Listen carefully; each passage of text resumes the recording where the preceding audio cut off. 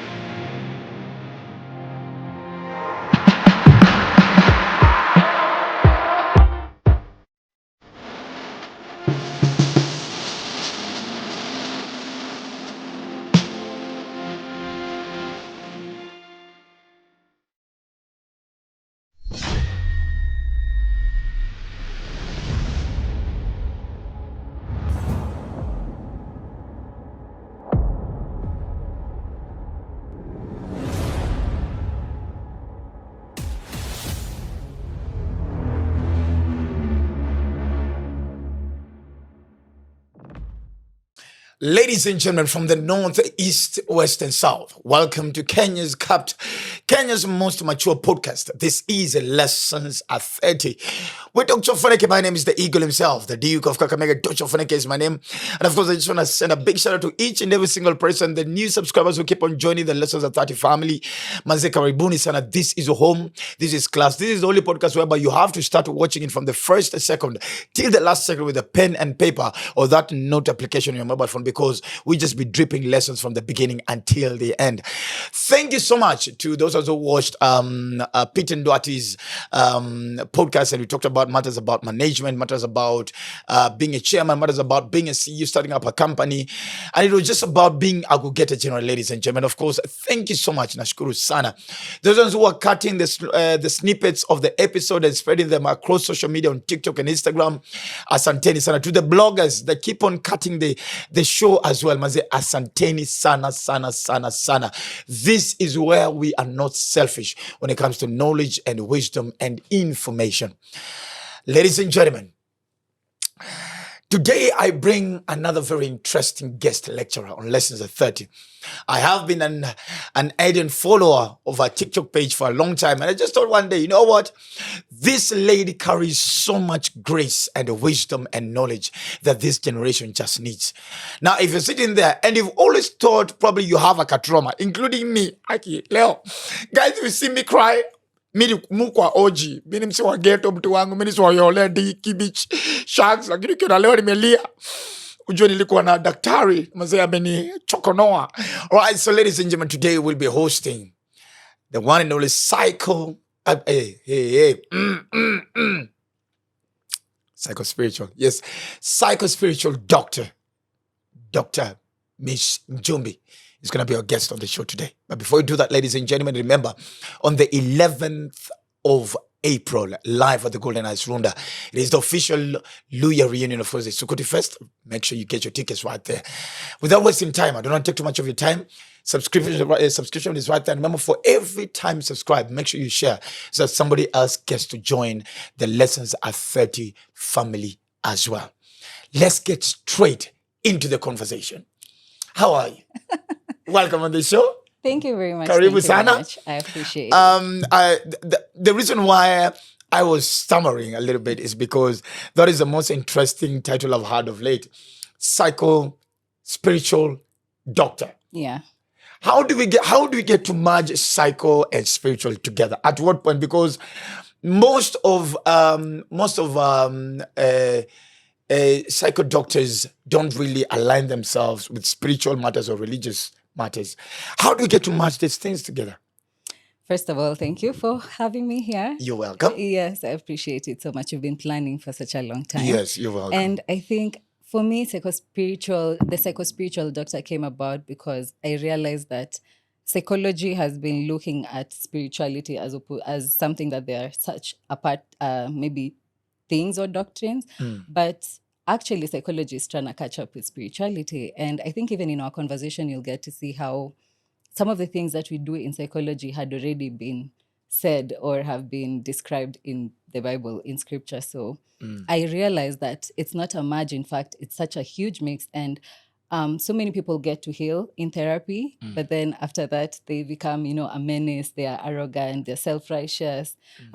Sometimes even think that they know better than others. So I think now healing in grace, that's when now you ground. Now my scripture grounding is what now brings in the whole. I love healing in grace. I love that. Yeah. How long you've been practicing? It's been, now this is the third year, and I can only say that it's God and just learning scripture and learning whatever I'm learning in psychology and bringing it together has been such a great thing to bring out to people, because people are fascinated. Like, how is it that psychology and Christianity, or rather scripture, I think for me that is what fascinated me about you. I was I'm gonna listen more. Yeah. My goodness. Let me ask, before we even get to how you got into this specific field, is this what you really wanted to do from the beginning? Or as a growing young girl, the dreams of becoming probably a cabin crew, air hostess? Well, I know I've always loved to talk to people, but not to think maybe in such a capacity. And, many people know me as a psycho-spiritual doctor, but my names are Joy Njumbi Gishohi. And I have done so many things before I became a therapist. What did you do? I don't even know whether we have the time to list. Please, we do. But I have been in the IT world for like 5 years. I have been a private chef and also been in the events industry, where I even held my own cookout events for like 22 editions for like around 7-8 years. What? This was still in conjunction, but I still felt this is not where I belong. This is not who I am. I love to talk to people, yes, but how about I went back to school and became more skilled in doing this? So for me right now, it's more of a purpose unveiled as opposed to, did I want to be here? It's now realizing that I was meant to be here. I just didn't know that it was all unfolding over the years. This is it. So that being said, like even being a young girl, I'm a firstborn of 3 siblings, so... Oh, 2 firstborns, give me a high five right there. Yes.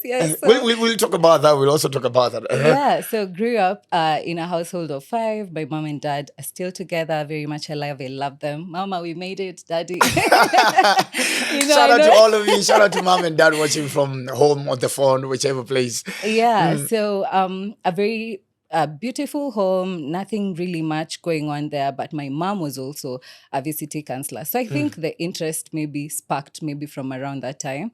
Just the talking to people, trying to understand them. And also now in school, I'd get myself in leadership roles. in primary, I was a bell ringer, which is Wow. which is such a small title, but You I can't. privileged girl. I was done controlling time for I was people. like, Yeah. I feel like I should probably Let's delay with extend her some for 5 5 minutes. yeah. So I feel like since primary, I was always seen in leadership positions. And even in high school, it trickled in where I was a captain since my Form 1 after the 3rd term till my 4th year. So I've been in leadership, small leadership roles, and not now to think as small, but like now the small big wins that now have led me to being the person that I am today. So also in high school, I had an entertainment group that we'd call the youth, young something. It was a youth. Now we were coming up with groups and we were merging groups from different schools. So What were you doing? What was that group doing? Was it funkies? not really, but like trying to bring the youth together. I think it's something, again, purpose unveiled, because Exactly. I'm seeing myself in that time just trying to bring people together. Yes. And I was also the like a vice chair or a chair. I can't even remember. It's a lot of years ago. Hata mimi nimekula tu miaka kidogo. Skin so flawless. So yeah, and I'd find myself just really being gravitated towards the mental wellness of people. Well, now we have a name to it. And just being around people and speaking life into them. And I was done and I got to campus. And campus is now where you're really trying to understand yourself. And I see myself as a very free bird. Anyone who knew me in my campus days, I was just a happy, bubbly girl, out for the party life, just having a good time. Well, yeah, I was looking for that part because I was like, will you have a high school boyfriend? No, I came and I want to zoom this to Njogu. Sasa mimi nilikuwa wale wanatumia letter lakini unabaki nayo because you're like, this is an abomination. Really? My mother said, my father said, those ingrained beliefs that now we are going to be talking about later that are so deep in you that you can't even dare. I'd find it so fascinating if you're caught in like a compromising situation, like with a boy. I used to wonder, guy, where are you guys getting the courage to be like this bad or like this wild? So yeah. At what point in life do you ever say the word "I love you" to a man? When is the first time you literally tell a man "I love you"? Do you remember? Well, I can't quite remember, but I do remember the first time someone told me I love you. And it was so confusing because now I'm like, okay, so what am I supposed to do with this information? What am I supposed to do? And ouch. And it's again remembering that your mom and your dad are like on your neck. And especially my mom was a very strict mom. And I love her for her strictness. But then again, it's now we're going to also see how growing up in a household where you're provided for everything, the basic needs, food, clothes and shelter, education, maybe a bit luxuries here and there, but not quite maybe getting all the emotional support that you probably would need. And again, this we will tread maybe slowly because that's when I got to now really see myself on the outside world. Like now after high school, that's where I can say the first word of "I love you" really came out, and I heard like, oh, somebody actually has feelings for me. And I still didn't understand what that was. So it's flowing through life with a mindset around relationships that was one, maybe in some ways skewed, in some ways internalized beliefs that I had that led me or drove me or guided me through that season. And it's on this other side where I am like, oh. This is how I feel. Oh. Okay. I'm in my 30s and this is when I'm waking up. What was I doing a whole decade? Satisfaction. I love that. Let me ask. So you come from a very strict environment, of course, where thanks to mom. Then now you're in campus. Now you got the freedom in quotes. How from your analysis, looking back then, how do you end up in this transformation? And now speaking now widely to even the ones who are watching, what is always that thrill of? Let me use pastors' kids for example. You're raised in a strict spiritual family. Then one day you get freedom and like, what? Yeah. How does that transformation happen? What really happens there? Now, this is the thing. One thing, my mom is a free person. So it's even conflicting to think of the negatives. And I think it happens to a lot of the people, because when you think of your parent, you don't want to, when you're looking at the whole scope, well, even the bad things that you thought were bad kind of were helping you to be on the right track. But I'm you see listening. now, regardless of them doing it out of goodwill or from a good heart, it still changes you. There are certain ways that you'll address something to a parent and they'll feel either you're too much or you're this and that. And you see, that's where we start rewiring our nervous system. And as a cognitive, by the way, I didn't mention, I'm a cognitive behavioral therapist. So I deal with a lot of patterns, relational or behavioral patterns that affect us in how we show up as adults now. Okay. And you find that it starts from childhood, because yes, as a parent, you've provided everything. And yes, you have your own life going on, but your child is still a child. And now I'm a firstborn. And now I have to take up some of the parental responsibilities silently. Again, this is not to throw blame to parents, but to show that irregardless, it still affects. So I'm a child who is very obedient, who is the firstborn, blueprint of the household, things need to be done a certain way. So what are we breeding there? Perfectionism. I think that was what that was the spreadsheet that was set. Yeah. And, you are someone who also knows herself. I now also growing up as a firstborn, and also the environment didn't have so many people my age. I grew up more like a soul kid, like not really having so many people I could have friends.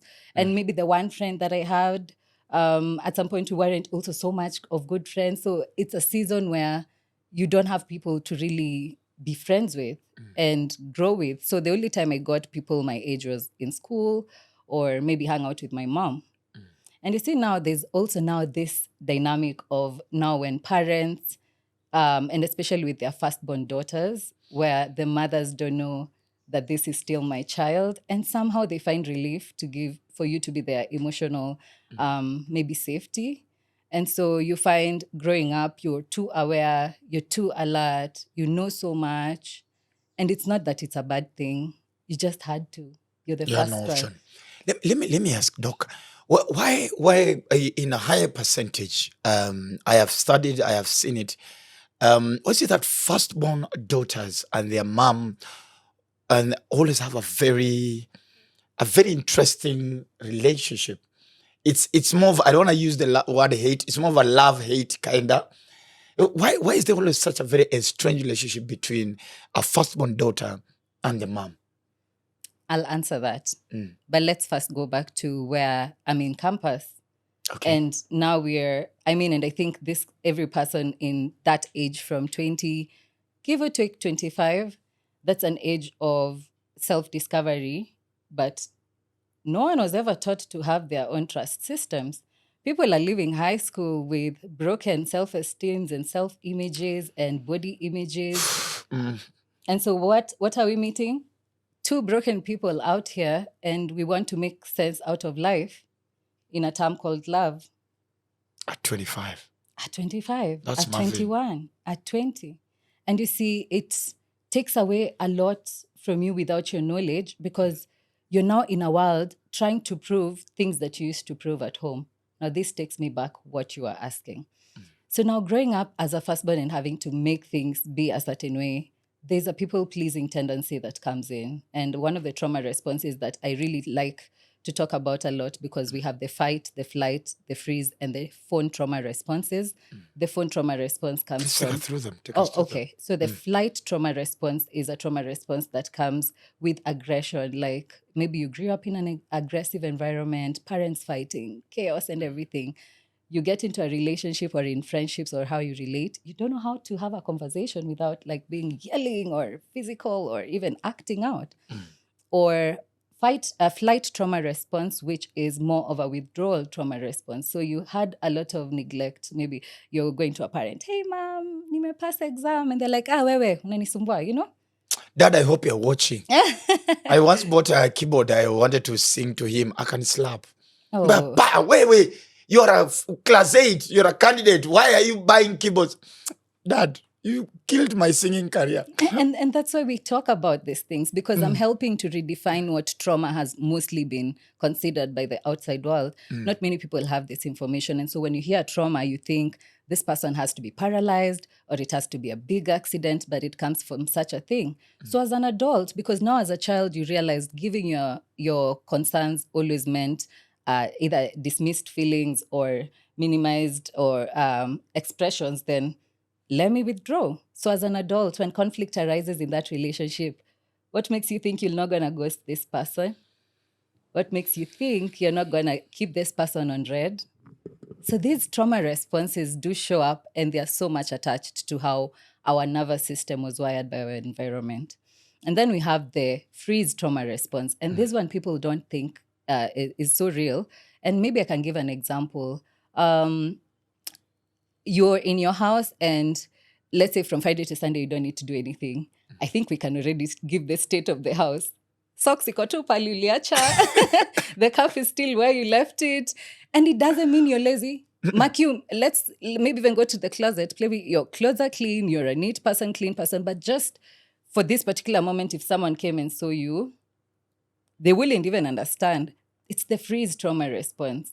It comes as a result of too much or overwhelming stress or pressure or trauma. So as a child, maybe the pressure or the trauma you went through was so much that your nervous system has to now hide, like it shuts down everything. Wacha tukai. And so many people now, and especially with the youth who are lacking in jobs, lacking in maybe even settling down, finding a partner, these are very stressful situations, and your nervous system gets to a point like, we can't do this anymore. So we are shutting down. So you find many people categorized as lazy, but they're not actually lazy. It's So the nervous freeze. system on freeze mode. Imeshindwa kufanya I get kazi. it. How long can it last? For a lifetime even. Whoa. If you don't action it. Yeah. And then we can also go to the last one, the phone trauma response, which comes from childhood emotional neglect. And this is the one that I'd like and maybe plead with the parents out there to be able to find accountability in themselves, to find it back to going back to their children, because with childhood emotional neglect, it's normalized. Unaona hiyo kuambia mzazi amekwambia you get out of here, mnanisumbua, or endeni kwa baba yako, or mbona hiyo inakulilisha, such comments.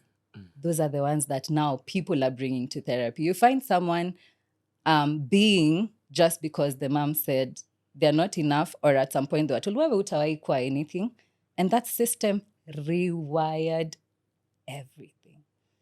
And so this person showing up in relationships, in work, in friendships, they have zero self-esteem. And that even being said, now I think you can understand what's happening from the 20 to 30. Let's even just give the 10-year, the decade. So many people judge themselves in that area because you find yourself in habits and things that you can't quite get yourself out of. But it's not that you're a bad person. Your body is trying to find safety in places and things that are harmful. And you see, that's the problem with the nervous system. It doesn't consider what's healthy or unhealthy. It just knows safe and unsafe. So if an unhealthy environment was considered safe, thank you. If I can find peace now, Yeah. I don't care whether it's safe or unsafe. Yeah. But if it gives me peace now, It's a different side of the coin, I'm good with it now. The nervous system is considering it as long as it's safe. So what was considered safe when you were a child? Withdrawal. So it's still safe now that I'm an adult. Babe, why are we not talking? Why this? And you're like, why is my guy always shutting down?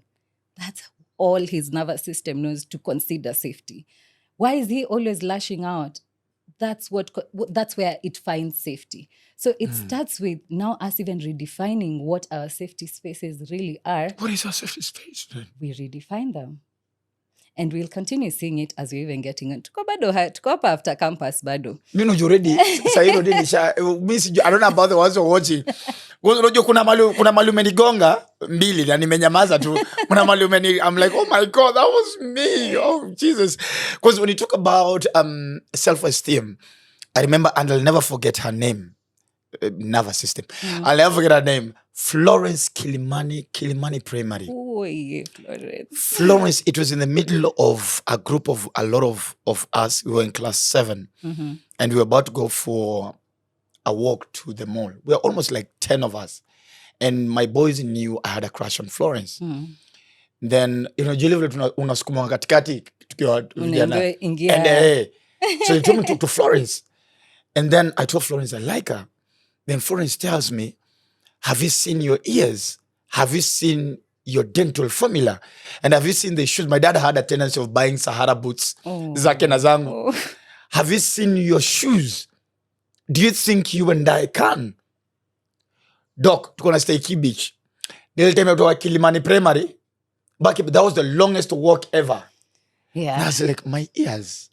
Because they used to be like this. Look at that. You are laughing. You're supposed to be helping me. Let's laugh about it now. Yes. So it only took, Natasha in Form 1, my first high school girlfriend, she was Asian, to tell me that she loves my teeth for it to flip the coin. So thank God it was in a, you get. But over the years, I was like, wow. Until then I was like, but hey, my dad has the same teeth, my uncles. This is family. I cannot be all perfect. So I grew out of it. Yeah. So we talk about the whole self-esteem. I'm like, oh my goodness, she's talking about me. All of us.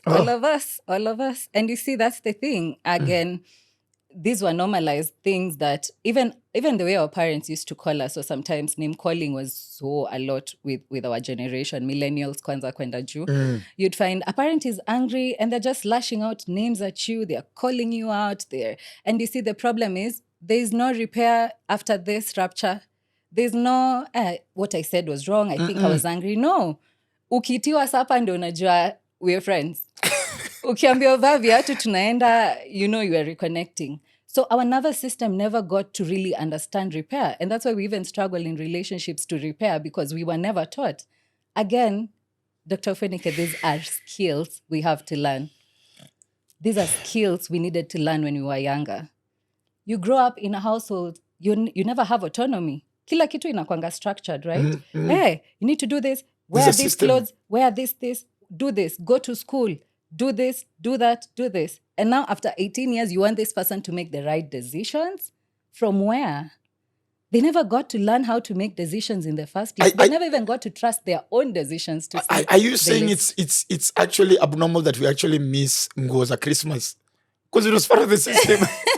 And chapati imekatwakatwa on 26th. Oh my goodness, our parents. And you see, they didn't know any better either.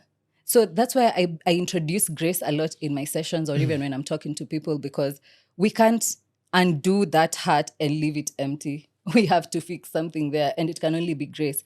And this is where God comes in. Because you can't get grace from any material stuff. No. You can't get grace from people. No. They can only offer as much as the human ability is able to.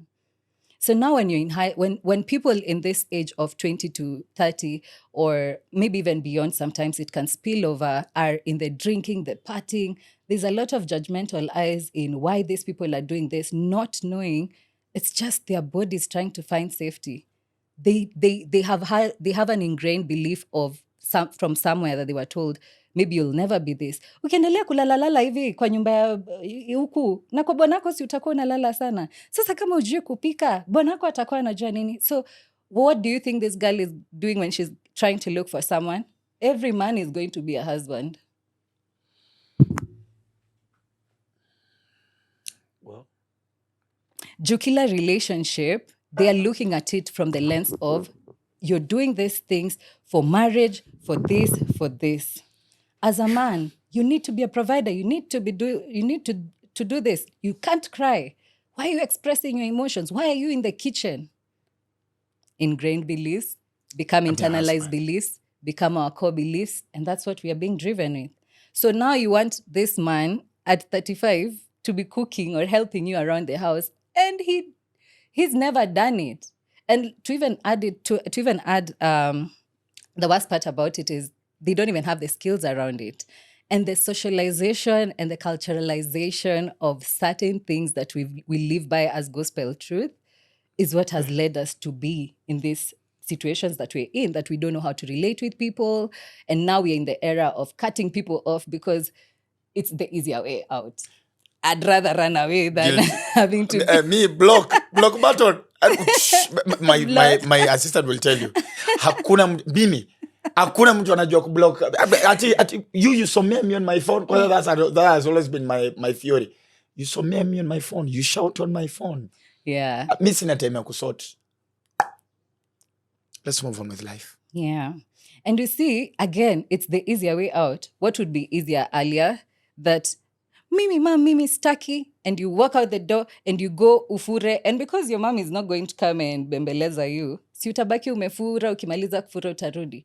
It's the same thing. Sometimes hata ukifura, hata some of your friends, you don't even go back to them. You're like, yeah, it's okay. That's the same habit we're taking here. So it's very to your nervous system, and now this is what I'll help to use as an example. Your nervous system has considered blocking as a safety environment, that I don't have to deal with that information. I don't have to deal with this person. I don't have to confront any emotions that are evoked from this conversation. I don't have to deal with what the response is. And that's where when we talk about this, and we'll see huko mbele as we're getting even into marriages, how emotional intelligence comes in. Because again, everything that I'm talking about today is things that we needed to be skilled, we needed to learn, but we never did. And I think it helps me to even have more empathy for people, because I'm able to see through and I understand this addiction that you have is not just an addiction. Your brain found safety in it. And unfortunately, it starts with the changing of the core statements. That's what we do in the CBT therapies, helping them to first shift the core belief statements that you actually believe. Because sometimes you're getting into this world like, maybe no guy will ever see me. And now you're continuously with so many people. A small relationship happens. Maybe you don't know how to handle people and the emotions, or because of the so many rejections, you reject people before they reject you. Easy behavior zote. You see all these different relations. Sometimes you love someone and you love them too deep, even when all the signs are very clear that you don't need to be here. Again, all these are trauma responses. We are trying to show up.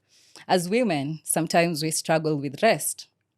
Unaenda kukaa hivi kidogo uko, I need to be doing something. I need to get going, because it was shamed. Again, all these things have an underlying emotion, which I learned recently. And it's just from my own research, I realized shame. Shame is what's holding everyone in this thing. And I'll show you where it came from.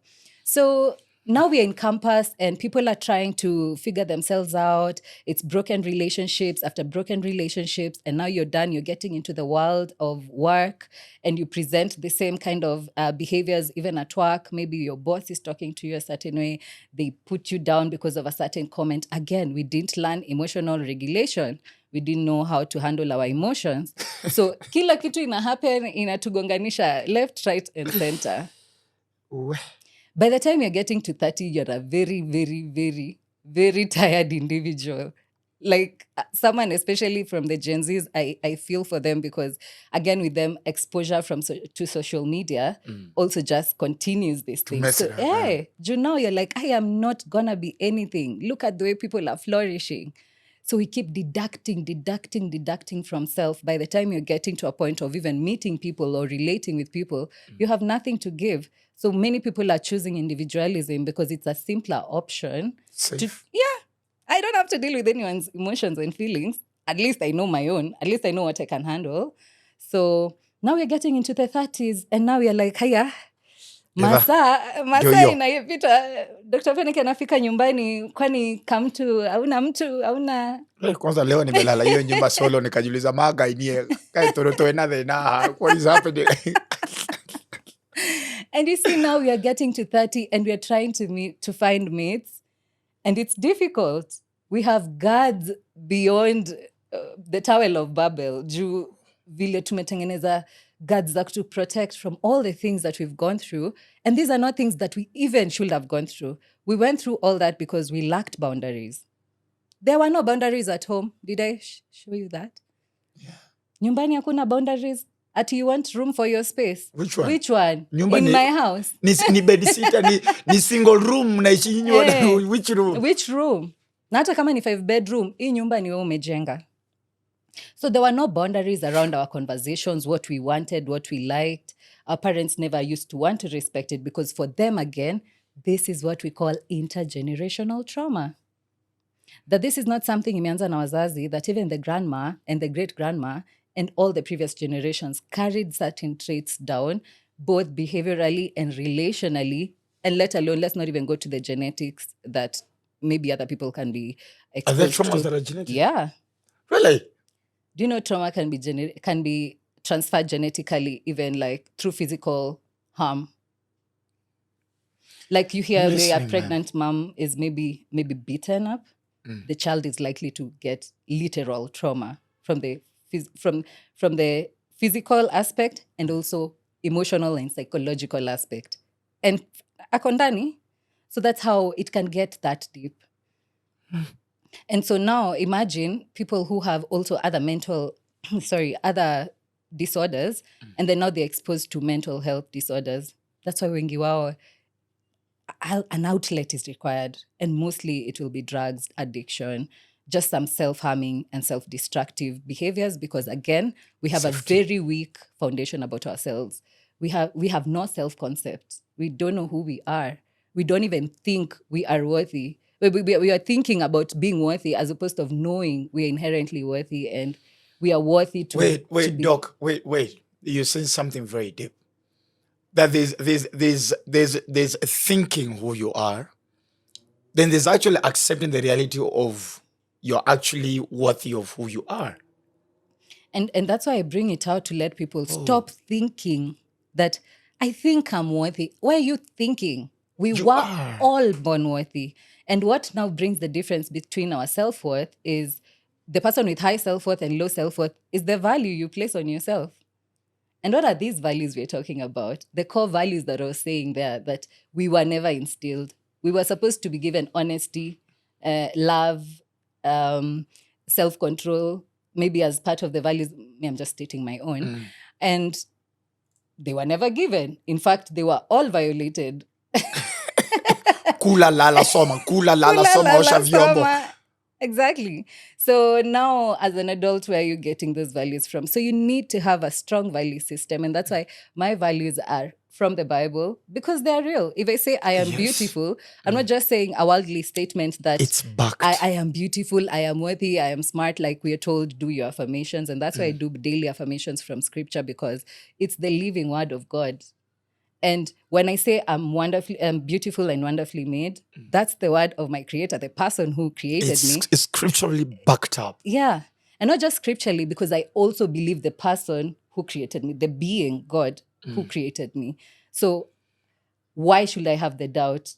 How can I have doubt over the person, or rather, over God who created me? So when you have also very flimsy value systems, that value zako ni around material stuff, whatever is tangible, you tend to have maybe lesser core belief systems around you. And so even how you're showing up, they're very shaky. You're likely to think otherwise because someone else said it. But if you dare confront me about whether I'm beautiful, I'm ready to stand my ground and say, yeah, my creator told me. No, trust me, if Florence was to come right now, I would crush her self-esteem instead. And you see, and I'm so sorry about that. By the way, Florence alikumiza. Wait, I don't know where she is. I have never forgotten that. Florence Kilimani Primary. I don't know which year was that even.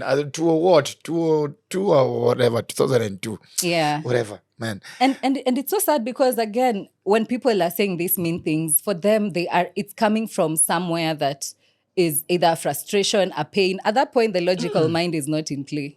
I was actually about to ask you, why do people say mean things to people? Because the emotional mind is in play at that time and the logic only catches up later. And then because of lack of accountability, they choose to, I'm not going to discuss that now. Shame. Thank you. Shame. So even with our parents, it's not that they couldn't tell us sorry, but they're like, mi niambie mtoto wangu hapa sorry kama nani, yeye ndio anafaa kuwa apologetic. So even us growing up apologizing for things that we didn't do is the same thing we're doing in relationships, apologizing for things that we didn't do. What am I trying to say? By the time we're getting to 30s, or let me just say 30 as a rough age of, like, maybe you're older enough to think of settling down, it becomes difficult to find someone because you have your guards very up. You have your emotions very much tortured, like you don't even know yourself. And that's why it's required for you to consecrate yourself before getting into marriage, to first understand yourself, go through therapy, get a deeper understanding of yourself, because sometimes even the worldview that you have is the worldview that was brought by our mothers and fathers and everyone, and that's all you're carrying along. And now we're getting into relationships and they look all amazing and it's cool. The first 1 year tupeane ka honeymoon. Year 2, kidogo sijui ka nataka kukaa kwa hii relationship, because the mask is falling off. And the masks start falling off. Some even fall earlier. Some we even see before even saying I do. And it's... Now, why would somebody want to walk down, get into it, even after you've seen this lady or this man that I want to settle down with? I can already see this is a typical Japan flag. It's a red flag everywhere, but I still want to get married to this man. And then in connection to that, what is this constant obsession of feeling, you know what? Because until the lady that I have now, one of my issues with the ladies who came in my past, they always felt, because I have tried marriage twice, and they always feel like, no, I'm the one who's going to settle down. Nimambia ni kichwa ngumu, umse ni manga, but mi ndo namfix. What is always this constant obsession of, I will fix this man? Again, beliefs that we carried from our mothers and fathers. And that's why I'm really trying my best of my ability to unsocialize and culturalize us from certain statements that we've grown up thinking that that's the gospel truth and running away with it. You know, with our parents, again, behavioral and relational patterns are like a monkey see, monkey do. A child, even if they are not consciously picking it, the body is somehow picking it. And that's why even you'll go into a room and feel an atmosphere being like, kidogo, I don't want to be here. So it's the same thing where even you, as you grew up seeing your mom always taking in the blame, covering up, making sure things work. And somehow, the marriage worked. Somehow. It survived. If we can just close our eyes, we can see it worked, you know? But we are not also willing to talk about the things that they had to give for that thing to work. And majority of the women now, the older ages, are coming out to say they are tired and they wish they had the platforms that we have right now, that we're able to vocalize and say these things. Because we want to fix you because that's all we saw. Me, I've seen growing up, women are the one who are fixing the home. Make sure everything is good. And you'll also now see we're in the relationship, now we've gotten into. Yes. You'll realize that as a woman, you are socialized and culturalized to be more pleasing. And not pleasing on the outside like kunaka vizuri, but like everything you do has to be good. You know, right. As a girl, sit right. Nona siwezi kaa kama wewe. Niko hapa. Because kuna certain ways nimefunzwa. Kuna certain way nafaa kuongelesha. Siwezi anza kushout. Nafaa kukuwa a certain good girl, a certain good way. And so when you call that out, women, we are not taught how to handle criticism. We were never socialized or culturalized to get it as feedback. So we perceive it as an attack. So what will I do as a babe? I'll go change. Niliambiwa niache kaa hivyo, sasa nakaa hivi. So what am I expecting? A reward. You're not congratulating me for now doing what you told me to do. So what does that build? Resentment. Why is it that I'm the one who is always telling him to change and he doesn't change? But for men, they were never socialized to receive feedback as an attack, but as just information. So for you, if I tell you, uko na kichwa kubwa, before you take it personally, you're thinking about it logically. Why would she say that? Is it because I didn't wash my face? You're looking at other things before you think it's about you. But for me as a babe, if you tell me that, I'm already thinking Is it my makeup? Is it my earrings? Is it my, it attacks self. And that's where tunanasangwa, mostly in relationships, that we don't know how feedback for both parties is received differently. And so when a guy is now asking that something be done, for a babe, it's like, are you trying to say I did it wrong? Are you like attacking the way I do it? And you see, it's not even a bad thing. It's not because we are bad women. It's coming from also our parents. Lack of accountability. Our mothers never used to be accountable. Tell me the very few women who have been accountable.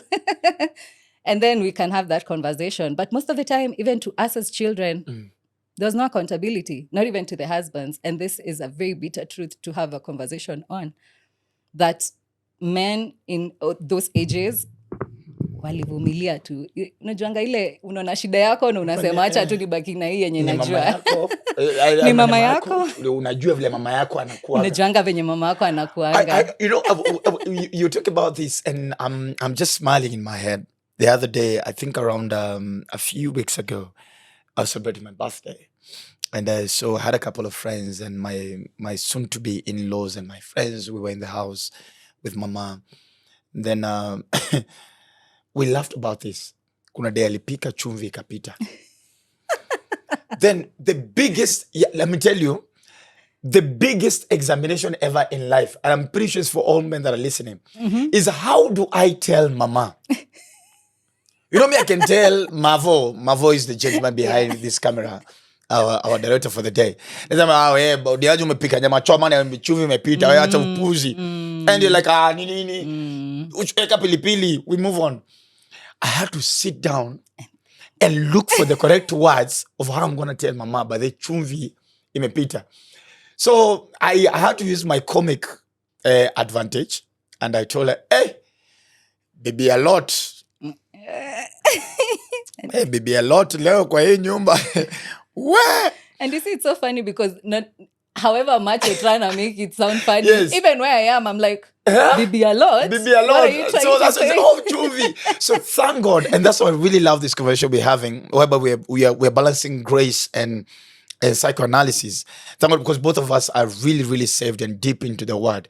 So she also picked it as, this man is wise. So how she picked from a place of, he didn't want to hurt my feelings, but he also just wanted to tell me that yenye chakula Imepitisha kachumvi. Bana nakwambia doc nilitafuta nikamwambiaje. And I realized how many years because unajua ni mama yako huwezi mwambia chumvi imepita. Yeah. Because I remember that statement from dad. Because my mom is cow. Trust me, Kitui, there's a place called Kamonyo, and chumvi is there, so man is used. Then here she comes, she's married to Luya land, and she's, how she that? So it's like, ni mama yako, huwezi mwambia mdhokoi. Yeah. Huwezi mwambia omena imepita. So the whole family will be eating omena, you're like, chatujikaze tu. Ni mama yako. So I get it. Can you go on. Yeah, women, we don't know how to take any form of feedback as feedback. We take it as criticism. Again, it's a socialization. It's too deeply ingrained that it needs a lot of intentionality and a lot of work and also a lot of accountability for self. And now let me even flip the script so that I can bring in the accountability. The guy, the babes are always like, this man is never listening. Tell me that's not a true statement. Yeah, I've been told that a lot of times. Yeah, uskizangi, unajua we hata uskiangi. You do things on your own. You're not listening. And funny thing, the man, unfortunately, these are two nervous systems trying to be on the same table, but both of them are on defense mode because and no one is wrong, by the way. It's just how things are being perceived and received. So when you tell a guy that, maybe you're trying to tell them, by the way, today earlier on, as I felt like maybe you shouldn't have talked to me the way you did. It made me feel a certain way. The guy is quick to first look at how you addressed it. But si hata wewe si ulikuwa unajua, hiyo time nilikuwa busy, hata nilikuwa na calls. Or, lakini hata wewe, si ulikuwa na shout. Sasa ulikuwa na expect niko. Defense. Hatujataka kuaddress Kenya amekuambia, like, she's feeling hurt. And that's the main issue. And so many men have to work on the one thing that both of us also have to work on, but the men have to do it more, the ego. Because ego death is the beginning of submission. Ego death is the beginning of submission. God damn. Na mbona naingiza submission? Because now we are no longer looking at this as a relationship of tuna date tujuani ama tuna try to figure out. We are looking at it as we are married. We're in a covenant of God. God is the one who ordained the first marriage. He has his own ways, his own design on how it needs to go. So it's now understanding that the man is taking this as an attack now to his provision. Because sasa usahau, amelipa rent, amelipa nyumba, you have everything. So what is this else? So the nervous system is not receiving this as information. It's receiving it as an extra thing that you've not done. You're still, sasa what else? And that's when men get to that point. Niambia nini unataka? What do you want? But the guy is not realizing that all this guy needed to do was to tell this babe, I'm so sorry. I'm sorry. I think that passed me. I was just so worked up. I'll keep note. Aki nimekuwa so busy, you know? To explain, just, I'm so sorry. I didn't mean to make you feel like that. Or they are maybe yap. Naambia, it's okay, babe, come. Just that hug, pulling them in or just holding their hands and reassuring them that I hear you. I think I'm just not in the best state. That woman will come down from 100 to 0 in 2 seconds. But now the issue goes on. These conflicts go on because I dare tell you something, you tell me something, I think it's an attack. So now I think, because this has been going on for so long, I'm no longer going to be telling you things because every time hata nikikwambia, hautasikia. So wacha ishe. Wacha kwanza nijieke vitu zangu. And so she finds comfort in other women. Good for us. We will go and yap and talk vibaya venye tunajisikia and we are good to go. But what is the man doing? He never has the outlet. So when the guy is seeing that the girl is never like, she's always thinking it's she's always taking everything as an attack, she chooses to withdraw. And when I tell you and you're always thinking it's an attack and you're always defending and never meeting me, it's two unmet needs over here. And this is the cycle that continues because niendelee kujiekeanga na wewe uendelee kujiekea juu every time utaraise itakuwa issue. So we are two resenting beings in the house, and that's why we can't make it work. Because even the next good time that we'll have, you'll try to bring up something, the nervous system goes on alert, like, hey, I think I'm a Rudy Tena, we need to defend ourselves. Oh, God. So it's a constant battle. Let me ask, does an how deep or how dangerous does an effect of an experience with an ex affect a current relationship? It deeply affects.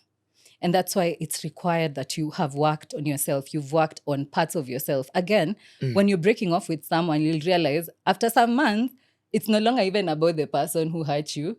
You're now left with like bitterness and pain within you that, why did this person do this to me? But not this pain that you're left with is from self. It's your nervous system speaking to you because you neglected it first. You exposed it to an environment that you had the eyes to see the red flags, but you still put it there. It tried to give you warnings, maybe in certain instances where you're like, ama ni mimi na overthink, ama ni mimi nina. Those were the moments it was trying to alert you, like, we need to be out of here. And for the many betrayal patterns it had to take, it can't trust you with your own body. Wait, hold up. So unaanza Sa ina hold on to pain kwa sababu ina feel heri nishikilie hii pain na hii resentment because it gives validation to my experience. And so when you're meeting someone else and you haven't dealt with the pain or the resentment or the bitterness from the previous relationship, you're more likely to spew it over because, again, trauma is not about ati uligongwa na gari sasa ugongwe na gari tena. There's something else that can trigger the same trauma pattern as iyo kugongwa gari, and it's a separate event. So this girl who you're dating now may not even necessarily do what the ex did, but something that can trigger the same trauma pattern. And then now you react the same way, or you start feeling like, I think all of them are the same. And now Mademo Nairobi, Russia. Mademo Nairobi. You know, so you find this is why I introduce emotional intelligence, because we can't be in marriage and you don't have emotional intelligence. We can. Number one, knowing inherently that your partner will hurt you. So must leave. Baki ukijua lazima utahatiwa. Na sijasema harm. I'm very particular. What is harm and hurt? What's the difference? Harm is when hurt is repetitive, that it becomes harmful. Hurt, it means unaweza toka, unaenda kazi very fast na umeacha hii kikombe hapa, so that's, you may have hurt my feelings because our rule is uweke kwa sink, but that's not harmful. The thing is, unaiachanga hapo and maybe you leave the breadcrumbs and everything every single day, even after consistent being told. So it's first knowing that it's impossible to be in a relationship or any kind of conversations with people, even other relations, if you don't have if you're not aware that these people could actually hurt you. So it's good to know that they can hurt you, first of all. So number one, live with that reality. Wache kuingia hapa na expectations that this person is going to be purely good. Because even me and my husband, when we were first dating, I was always looking at this guy like, sasa wewe, tunaweza kosania nini? Like, we are such good buds. Like, I can never imagine my life being on the other side with you. And yeah, we get ourselves on the other side. Mask off. When the masks come off and you're looking at the other person and you're like, do we really want to be doing this? But you see, again, what brings us together is how centered we are in Christ, and emotional intelligence has to be in play. I have to get into the room, and the room means that conversation moment where you're with umeingia, you're looking stressed. This is not the time for me to tell you about my stresses. However much they are so important. Who is worse in this case? Is it normally the chile or the guy when it comes to, I want to share what I've gone through today? And that's then unasikia all of a sudden, kai pia wewe, wacha sana kushopia mimi boss wangu. Like, I was, this was my moment. This is my moment. I wanted to shine with my problems. Why are we competing on our problems? Emotional intelligence. Nimesikia kama nimeguzwa hapo kidogo, because even us babes, we fall in that trap a lot, because kwanza, especially when, as girls yap a lot. So you're yapping here. So I think first is to know that I am not a sexist at men or women. I like to play fair because I feel like it's supposed to be a fair ground. This is a marriage of 100-100, not 50-50 as people say. Exactly. You came in as a whole person, I came in whole. As a whole person. And if you came in and I can tell maybe you don't genuinely look better than even what I am seeing, unajua kuna mtu anaweza ingia uone enyewe maybe your problem is not as big, or if you ask them, you'll get to hear. So emotional intelligence plays in so perfectly because it's two people wanting to read each other's room, that hata nikimaliza kuongea, even you can have space. And even that moment of interruption is where now friendship kicks in. That the relationship you're in, I hope it was founded in friendship. I hope it was founded on something bigger than just love, because love as a statement or just as a feeling kwanza, because most of us women get into relationship for love as a feeling as opposed to love as an action. When the feeling dies, then now you're left like without anything. So the friendship is very important for such conflicting moments, so that even if someone interrupted you, you're now not catching those feelings. Sasa shida ni we've not learned these skills.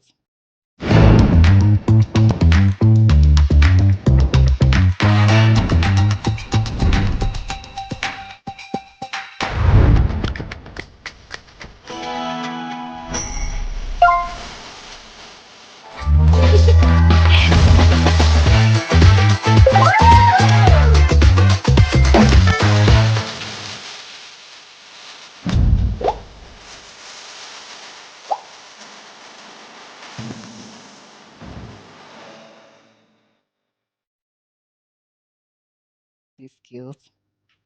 Emotional regulation is a skill.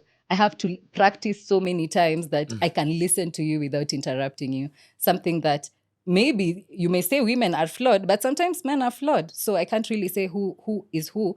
But for me, I'd find myself, I'd be the person who wants to maybe like say something. But then I also realize my husband also has the moments where he has to say something. And I feel irritated because I'm like, I wanted to say everything and then you're cutting me short. I feel so unheard, unseen. And then now that conversation never really ends well, for sure. So it's now bringing in emotional intelligence and regulation in these relationships, and knowing that if someone is saying something, even if it's on a light note, then they don't mean it. Like, can we be in such deep friendship relationships that we know we are joking, like tusikwanga vitu serious, because sometimes we have I feel like currently relationships are so serious, like people don't have fun out here. It's like someone says something and it is attacking something about your identity, it is attacking an area of your personality, and you realize not everything is about you. So if someone is laying out, like when my husband is trying to tell me something, I realize for him he just wants to also talk. Not like us as women, we think we need to give the man solution. The man just also wants to talk. And for a man to find a safe space to talk to you, it's to consider that he finds you as a safe space. And it's one of the most vulnerable things men are going to do. Yeah.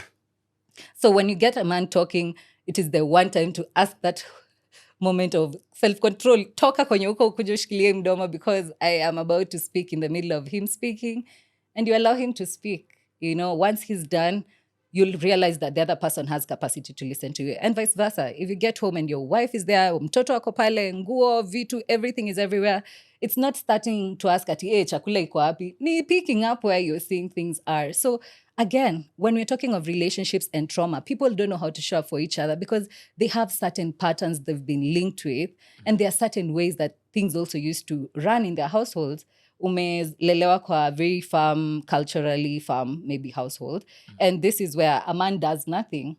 So how do you then get into a relationship with a woman who's grown in an environment where even the brothers used to do work or chores as well? So it's realizing that before even you're sitting to say that you want to be in a relationship, you need to uncover those trauma patterns that you have. You need to uncover yourself and say that, yeah, I feel like I struggle with this and this. And it's not about perfection. We are talking of at least you're aware of the kind of person I am, so that it's a bit easier to deal with this.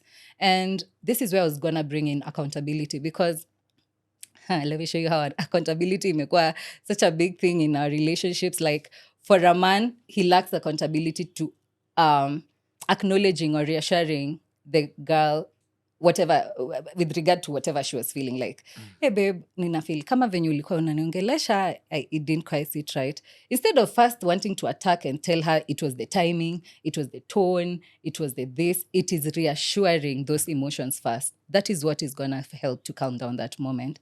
And for the women, it's to be accountable of being told something. Sifurahi venye siku hizi meza inapanguzwa, maybe next time unaweza panguza na kitu different, kitambaa different. Si kuichukua ati now your entire existence is bad. So they call it dem yako mwingine kupanguze meza vizuri, like, hey, whoa, it was about the table.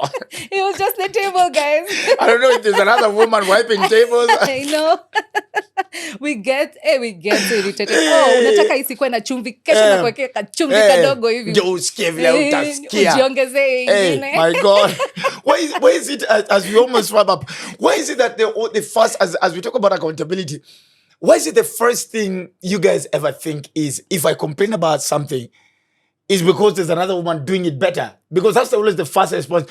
Oh, yo chumvi unasikia, enda kwa ule banya atakuwekea chumvi vile unataka. I'm like, yeah. Imagine emotions too. Again, to sisahau that as women, we are not even functioning. I don't even know how we are functioning as 4 women in 1 month. Because again, with our different hormonal cycles, like you have a very happy girl. She's happy to do everything. Hata ukiacha hiyo kikombe, hata hakuna issue. Week 2, kidogo, it's like, okay, she's so happy. She's even inviting. Okay, looks good. Week 3, she doesn't even want to hear you breathe. Una breathe sana, unapumua sana. And now you want to come and catch feelings over hormonal cycles that even that girl herself has zero control over. So even this invites the question of, do men even understand their women's cycles? Do they pay attention to understand the 2 weeks that afai kukua anashinda na akishindilia maneno? Excuse niko na kalamu na karatasi. We. Even ndivyo inafaa. So because the luteal phase is one of the stages, it's a week that can even get a girl into a mild depression. Like the body is totally forgotten to work for other parts. It only focuses on the child development area, so the womb. So the focus is on the womb, and this person does not have a shred of ability to handle. And that's why you find them in the luteal and the menstrual week.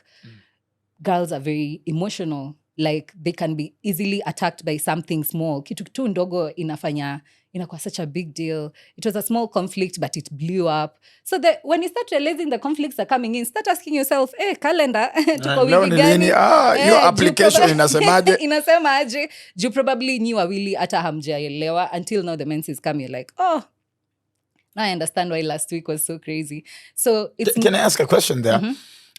Is it because I realize I do that whenever she gets into that mood?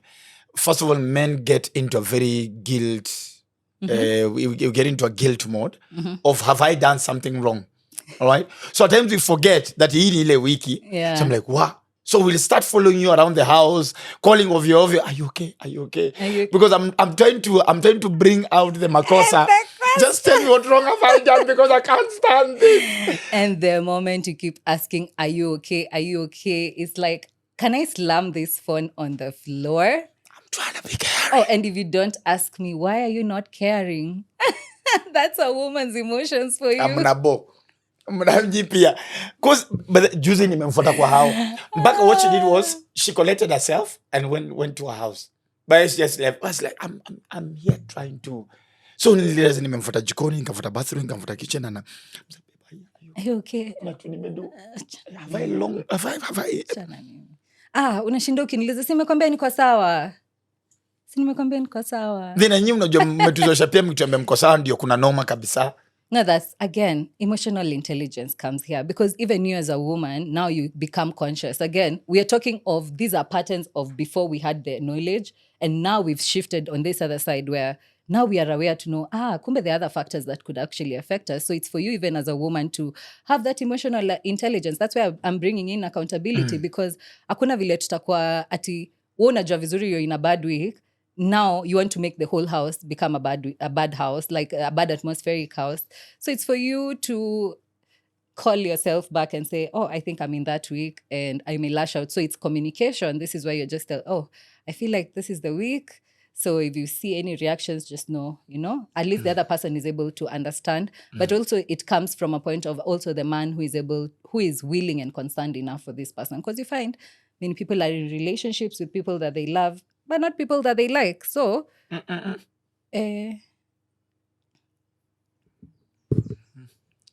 sips my tea. You love somebody, but you don't like them. Yeah. How do you even get there? Because I feel like you should like somebody and then love them. How do you love somebody and you don't like them? That's the thing. Liking someone involves wanting to be in their company, wanting to know whatever they do, being like fully immersed also into their life. And you find not many people even like their partners. And you'll hear that, I love my wife, but I don't like the way she does this. I don't like. I love my husband, but I don't like. So we have so many more likes than the love. Can it survive on love with no like? Like carries intimacy. Yeah. So when I was bringing now accountability is where I wanted to flip over to scripture, because isi kitu ya sahi, and that's why I help us to undo the shame that we've carried. If a man is not able to handle his emotions, or doesn't know how to regulate his emotions, or doesn't know how to kill the ego, like the ego to die, so that, because for you as a man to get to the point of you're seeing this tantrum and it's so unwarranted for you it's unwarranted, because again, every time a girl is bringing in an issue, for you it's like, how can we solve it? What's the problem? Let's get done. So wewe utaniinterrupt ukiniambia, sasa babe, si hapo hivyo ungefanya hivi, and I'm like getting angry, because I'm like, why are you telling me? I don't want you to tell me what to do. I know what to do. I just want to let you know how I feel. Our world is around feelings, how we feel. When we remember something that you did kitambo, it's about how we felt. And you can't remember it. Or even if you remember it the way you did, it may not make sense because I still felt it.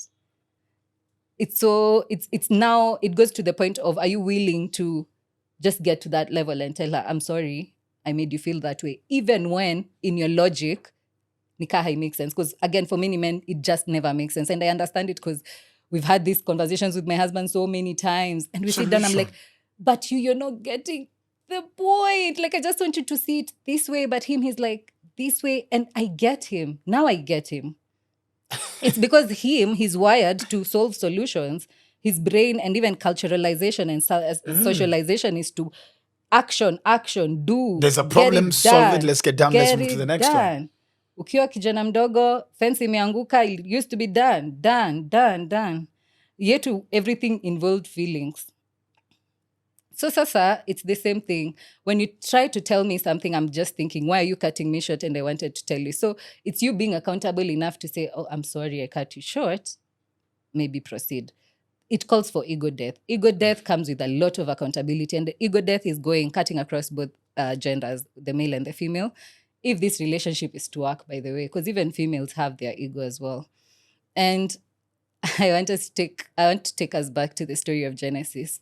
When the fall of man happened, I was reading it. It was so interesting. I was asking God, kai sasa nitaenda kuambia watu nini? Mungu, nipe direction. And he took me to the fall of man.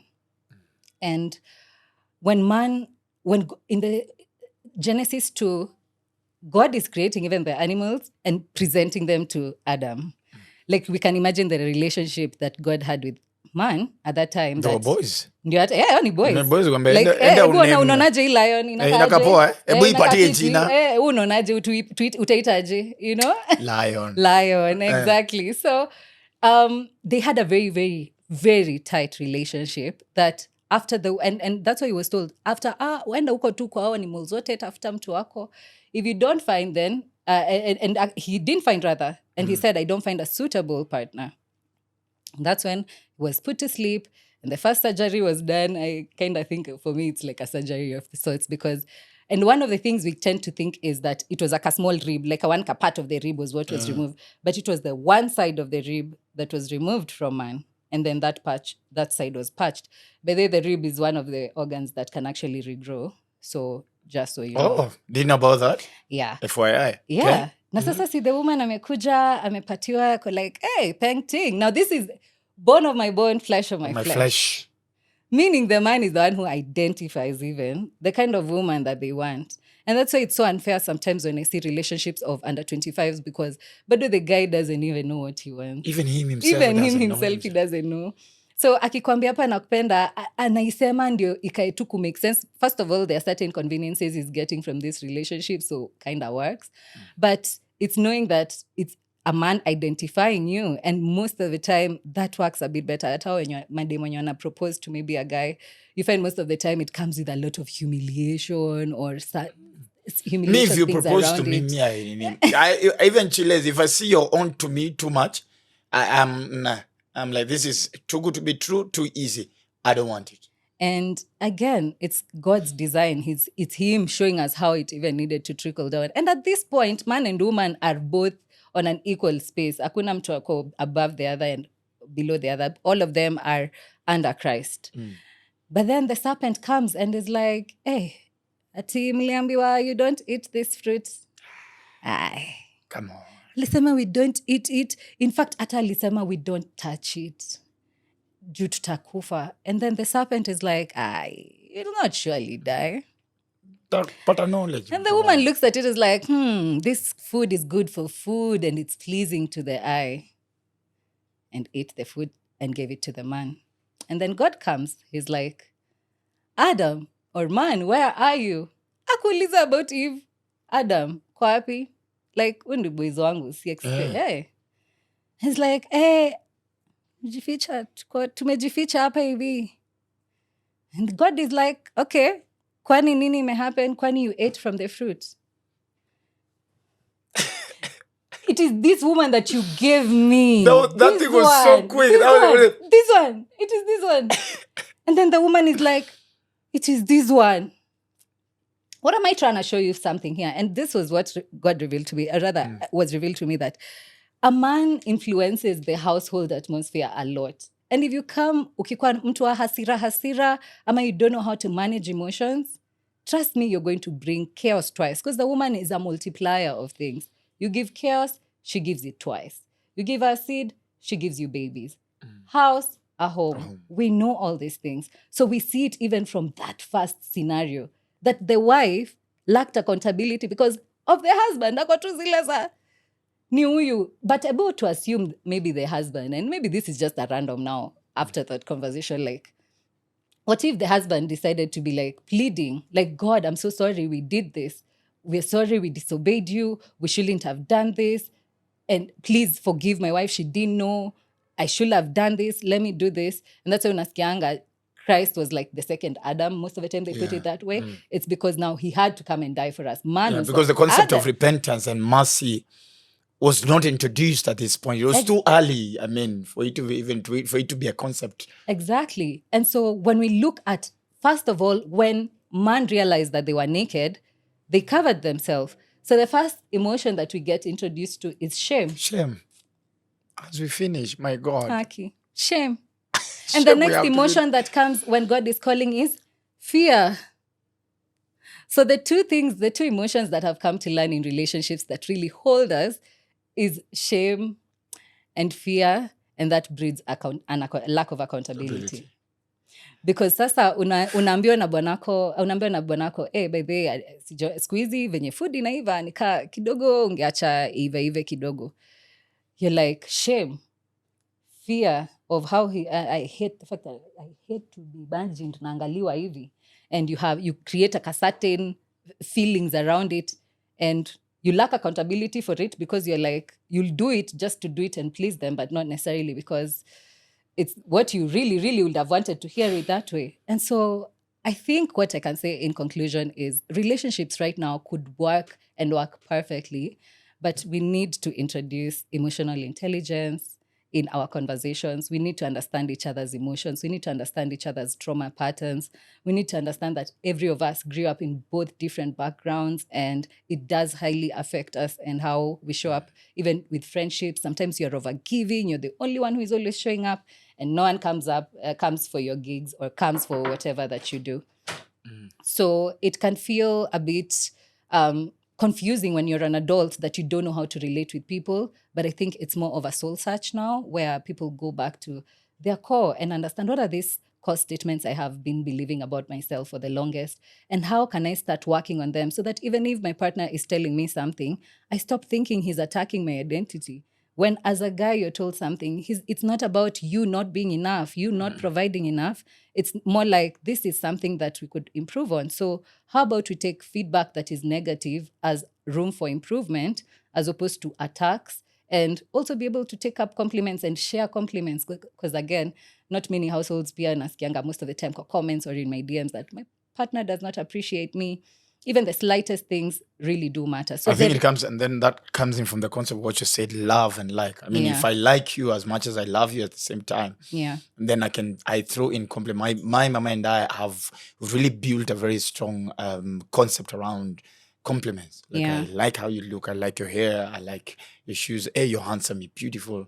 So I think it comes into the whole concept of love, which is, you've really given me food for thought, that it can actually be in love with somebody but not like them. So basically you find that we're showing up the way we are because of the narratives that we grew up in, the self-belief systems that we have, and the reassurance that we need as adults is, as adults, all we need is reassurance, rather, because it's all we lacked when we were younger. So you find like someone who is 50, 60, anakuja tu bado akwambia, something that my mom said, something that my dad said or never said, and it's totally reframed or restructured how they view life. So I think it's just now preaching a lot of reassurance to us, to each other as adults. Beautiful. And especially in relationships. So mtu akikosea, again, and even as I conclude, as we love someone, even especially, and mostly especially when they're on their mistakes or when they're flawed, because it helps them to self-regulate and also come back and even be better people. Because as you remember, as we are children, you'd be bashed a lot and then you never change, because you never change a lot of the times that you were bashed, as opposed to the time that you were given the freedom to be. So most of the time we fail to become better because we feel like someone is on us trying to check, like, are we doing better? Am I being a better husband, a better boyfriend, a better this man, woman, wife? And I think giving people space and room for growth is very important, and reassuring each other for sure. And involving Christ for sure. Yeah. Doc, I normally tell guys, I think at times they're guests who we can bring in the second time, But I'm pretty sure this is a conversation that we need to have a part two for, because there are a lot of things I feel like we've still not handled. Yeah. How to heal from a broken relationship, how to know that you're okay yourself, how to is there anything like a peaceful breakup? I think the things that we really need to handle. I think sometimes later on, after a few episodes, of course, we should have another sit down on about this one. Very sure. All right. For sure. For But sure. thank you so much for coming on the show. No, thank you for All having right. me. How can guys get to you? How can guys get to you? You can get me at the Psychospiritual Doctor on TikTok, on Instagram, and on Facebook as Njumbi Gishohi, and on my website, www.loveandcarenetworkke.org. Yeah. All right. Yes. So that's where they can get all your Yes, contacts. and also if you do want to reach out to me on WhatsApp, you can reach out on 0790-173-002. All right. Please don't suffer in that relationship when you can actually get help. That is all about what Lessons at 30 we do. Of course, we teach and educate and impact wisdom and knowledge. Wow. You have spoken about a lot of things. My take home is love and like. Those things need to be intertwined. There can be an existence of love or a presence of love, but absence of like, which still makes it a little bit shaky. Ladies and gentlemen, thank you so much once again, and keep on sharing the episode, subscribe and like, and tell a friend to tell a friend to tell a friend, of course, to tune in on Kenya's most mature podcast. This is Lessons at 30 with Dr. Ofweneke. That's my name. I'll see you again next time, of course, on this same channel, Dr. Ofweneke TV. God bless you, and please do have a good time and have a blissful relationship and a healing. And please, may you be a healed person. That is all we can pray. Bye-bye.